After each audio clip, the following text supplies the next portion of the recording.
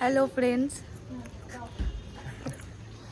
আমরা এখন বড়দের কর্তব্য করতে এসেছি, মানে পালন আর কি।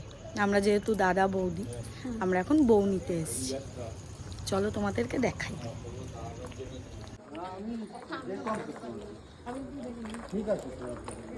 হ্যালো,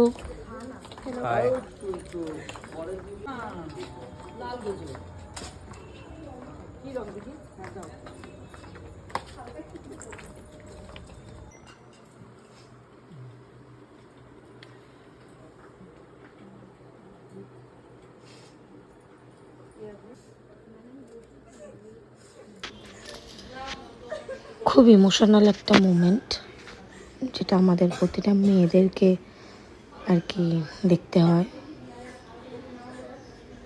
তো এখানে কিছু বলার নেই।